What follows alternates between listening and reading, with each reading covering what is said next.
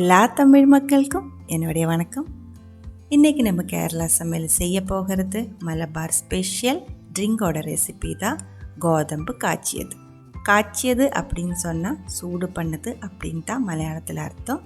இது ரொம்ப ஈஸியாக செஞ்செடுக்க முடிஞ்ச ஒரு ரெசிபி தான்.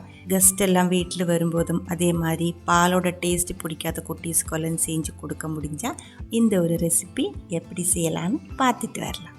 பாருங்கள், அதுக்காக 1/4 கப் அளவுக்கு ப்ரோக்கன் வீட்டு நான் எடுத்துருக்கு. நீங்கள் இந்த கோதம்பை எடுக்கணுன்ட்டு இல்லை, எனக்கு இங்கே இது அவைலபிளாக இருக்குது. நீங்கள் முழுசாக இருக்கிற கோதம்பு எடுத்தாலும் பரவாயில்ல. அதில் நல்லா கழுகி ஊற வைக்கணும். ரொம்ப அதிகமாக தண்ணி ஊற்றி ஒன்றும் ஊற வைக்க வேண்டியதில்லை. நம்ம இந்த தண்ணியில் நம்ம இது மிக்சியில் அரைச்சி எடுக்கணும். அதுக்கு தகுந்த மாதிரி கம்மியாக இருக்கிற தண்ணியில் ஊற வச்சுக்கோம். ப்ரோக்கன் வீட் இப்போ ஆல்மோஸ்ட் ஒரு 1 மணி நேரத்துக்குள்ளே நல்லா ஊறி கிடச்சிருச்சு. முழுசாக இருக்கிற கோதம்பாக இருந்தால் அதுக்கு தகுந்த மாதிரி நல்லா ஊற வச்சு எடுத்துக்கோங்க. அதே தண்ணியில் நான் இது மிக்சியில் இப்போ அரைச்சி எடுக்க போகிறேன். நல்லா பேஸ்ட் மாதிரி இதே மாதிரி முடிஞ்ச அளவுக்கு நல்லா அரைச்சி எடுத்துக்கோங்க. இந்த ட்ரிங்கு செய்கிறதுக்காக நான் இங்கே 3/4 லிட்டர் அளவுக்கு பால் எடுத்து வச்சுருக்கு. 3 கப் அளவுக்கு இருக்கும். இந்த பால் எடுக்கும்போது கட்டியாக இருக்கிற பால் எடுக்கணுன்ட்டு இல்லை, நீங்கள் பாதி பாலும் பாதி தண்ணியும் மிக்ஸ் பண்ணி எடுத்தாலும் போதும். அதெல்லாம் உங்களோட இஷ்டம்தான். எந்த டேஸ்ட் வேணுமோ அதுக்கு தகுந்த மாதிரி நீங்கள் எடுத்துக்கலாம். இந்த ட்ரிங்கு நம்ம இப்போ செஞ்செடுக்கிறது கிளாஸில் ஊற்றி குடிக்கிற கன்சிஸ்டன்சியில் தான். அதனால தான் இந்த அளவுக்கு பால் எடுத்து வச்சுருக்கு.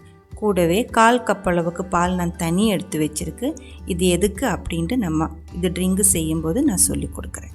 நம்ம அரைச்சி வச்ச அந்த கோதம்பு மிக்ஸு இந்த 3/4 லிட்டர் பாலில் ஊற்றி இதில் 2 டேபிள் ஸ்பூன் அளவுக்கு சர்க்கரையும் சேர்த்து நல்லா மிக்ஸ் பண்ணிவிடுங்க. 2 டேபிள் ஸ்பூன் சர்க்கரை சேர்க்கும்போது இனிப்பு அந்த அளவுக்கு தெரியாது. லைட்டாக ஒரு டேஸ்ட் மட்டும்தான் இருக்கும். சர்க்கரை ரொம்ப கம்மியாக தான் சேர்த்துருக்கு. சர்க்கரை வேண்டாம் அப்படின்னு நீங்கள் அதை ஸ்கிப் பண்ணிடலாம். நல்லா மிக்ஸ் பண்ணதுக்கப்புறம் இது வடிகட்டி எடுக்கணும். நம்ம அரைச்ச கோதம்பு அப்படியே வடிகட்டி எடுத்துருச்சு அப்படின்னா அதுக்குள்ளே இருக்கிற சத்தம் ஃபுல்லாக நமக்கு கிடைக்காது.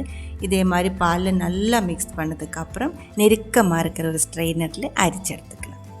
இந்த மாதிரி செய்யும்போது அரிச்செடுக்கிறதுக்கும் ஈஸியாக இருக்கும். நம்ம அரைச்ச அந்த கோதம்பில் இருக்கிற சத்தம் ஃபுல்லாகவும் நம்மளால் ஈஸியாகவும் எடுக்க முடியும். 4 பேருக்கு குடிக்கிற அளவுக்கு தான் இந்த ட்ரிங்கு நான் இப்போ ரெடி பண்ணி எடுக்கிறேன். பாருங்கள், இந்த வேஸ்ட் நம்ம கொட்டிடலாம். இதில் ஒரு பிஞ்சு அளவுக்கு உப்பும் கூடி சேர்க்க வேண்டியது இருக்குது. ஆனால் இப்போ முதல்ல சேர்க்க வேண்டாம். நம்ம சூடு பண்ண ஆரம்பிக்கும் போது லைட்டாக சூடானதுக்கப்புறம் உப்பு சேர்த்தா போதும். ஸ்டவ்வில் வச்சுக்கலாம். ஸ்டவ்வில் வச்சு உடனே தீ ஆன் பண்ணக்கூடாது. நான் இப்போ தீ ஆன் பண்ணலை. நல்லா மிக்ஸ் பண்ணிக்கோங்க. நல்லா மிக்ஸ் ஆனதுக்கப்புறம் தான் தீ ஆன் பண்ணணும். ஏன் இப்படி செய்கிறேன் அப்படின்னா, இதுக்குள்ளே இருக்கிற கோதம்போட ஊரில் இருக்குது இல்லைங்களா, அது பாலுக்கு கீழே கட்டியாக அமைங்கிடும், சீக்கிரம் அமைங்கிடும். நீங்கள் எடுத்து வச்சு உடனே தீ ஆன் பண்ணிடுச்சு அப்படின்னா கீழே அமைங்கி இருக்கிற அந்த ஊரல் சீக்கிரம் வெந்து போயிடும். அதனால ஸ்டவ்வில் வச்சு நல்லா மிக்ஸ் பண்ணதுக்கப்புறம் தீ ஆன் பண்ணிக்கோங்க. தீ ஆன் பண்ணிவிட்டு மீடியம் ஃப்ளேமில் நல்லா மிக்ஸ் பண்ணிக்கோங்க. கொஞ்சம் நேரத்துக்குள்ளே திக்காக ஆரம்பிச்சிடும். மீடியம் ஃப்ளேமிலே வச்சுட்டு மிக்ஸ் பண்ணிக்கோங்க. கொஞ்சம் நேரத்துக்குள்ளே சூடாகி லைட்டாக ஆவி வர ஆரம்பிச்சிடும். அப்போ ஒரு 2 பிஞ்சு அளவுக்கு உப்பும் சேர்த்துக்கோங்க, டேஸ்ட்டு பேலன்ஸ் பண்ணுறதுக்கு. இது நம்ம முன்னாடியே சொல்லியிருந்தேன், கிளாஸில் ஊற்றி குடிக்கிற அளவுக்கு தான் இதோட கன்சிஸ்டன்சி செஞ்செடுக்கிறது. கரெக்டான கன்சிஸ்டன்சி சொன்னால் கொஞ்சம் கட்டியாக இருக்கிற கஞ்சி தண்ணியெல்லாம் குடித்தா எப்படி இருக்கும், அதே கன்சிஸ்டன்சியில் தான் நம்ம இப்போது இது கிளாஸில் ஊற்றி செய்கிறது.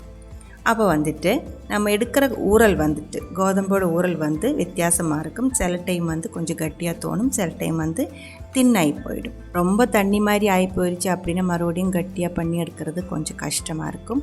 அதனால தான் 1/4 கப் அளவுக்கு பால் தனியாக மாற்றி வச்சுருக்கு. 3/4 லிட்டர் அளவு பால் தான் நம்ம இப்போ இது செஞ்சுருக்கிறோம். கரெக்டாக சொன்னால் 1/4 கப் அளவுக்கு கோதம்பு ஊற வச்சு அதோட ஊறல் வச்சுட்டு ட்ரிங்கு செய்கிறதுக்கு 1 லிட்டர் அளவுக்கு பால் தேவைப்படுது. 1/4 கப்பு நான் மாற்றி வச்சுருக்கு. வேணால் மட்டும் ஊற்றலை அப்படின்னு நினச்சிட்டு. இப்போ உங்களுக்கு புரிஞ்சிருக்கும் அப்படின்னு நினைக்கிறேன். இப்போவே இதோட கன்சிஸ்டன்சி குடிக்கிற அளவுக்கு திக்காக இருக்குது. ஆறினதுக்கப்புறம் இன்னும் கொஞ்சம் திக்காயிடும். அதனால மாற்றி வச்ச 1/4 கப் அளவுக்கு பாலும் நான் இதில் ஊற்றியிருக்கேன். இனிப்பு கொஞ்சம் பேலன்ஸ் பண்ணுறதுக்கு. ஆனால் 1/4 கப் அளவுக்கு பால் இப்போ நம்ம கொஞ்சம் அதிகமாக ஊற்றிருக்கு இல்லைங்களா, அதனால ஒரு 1/2 டேபிள் ஸ்பூன் அளவுக்கு மறுபடியும் நான் சர்க்கரை ஆட் பண்ணியிருக்கேன். பாருங்கள், நம்மளோட கோதம்பு காய்ச்சியது ரெடியாக இருக்குது. இதோட கன்சிஸ்டன்சி பாருங்கள், இந்த மாதிரி தான் இருக்குது. ஆறட்டும். ஆறினதுக்கப்புறம் கொஞ்சம் நெய்யில் கேஷ்யூ நட்டும் கொஞ்சம் சின்ன வெங்காயம் வறுத்து இது கூட ஆட் பண்ணி தான் ட்ரெடிஷ்னலாக குடிக்கிறது. உங்களுக்கு சின்ன வெங்காயத்தோட டேஸ்ட்டு பிடிக்கல அப்படின்னா நீங்கள் அதை சேர்க்க வேண்டியதில்லை. உங்களுக்கு பிடிக்கிற மாதிரி நெய்யில் கேஷ்யூ நட்டு ஏதோ ஒன்று வறுத்துட்டு அது கூட மிக்ஸ் பண்ணி குடித்தாலும் டேஸ்டியாக இருக்கும். எதுவுமே சேர்க்காமல் சும்மா குடித்தாலும் ரொம்ப டேஸ்டியாக இருக்கிற ஒரு ட்ரிங்க் தான் இது. கண்டிப்பாக ட்ரை பண்ணி பாருங்கள். ட்ரை பண்ணி பார்த்ததுக்கப்புறம் உங்களோட கமெண்ட்ஸ் எல்லாம் சொல்லிவிடுங்க. இந்த சமையல் பிடிக்கிற ஃப்ரெண்ட்ஸுக்கு ஷேர் பண்ணி விட்டுக்கோங்க. நீங்கள் இதுவரைக்கும் நம்ம சேனலுக்கு கொடுத்துட்ருக்கிற சப்போர்ட்டுக்கு ரொம்ப ரொம்ப நன்றி. உடனே பார்க்கலாம் இன்னொரு ரெசிப்பியோட. அது வரைக்கும் வணக்கம்.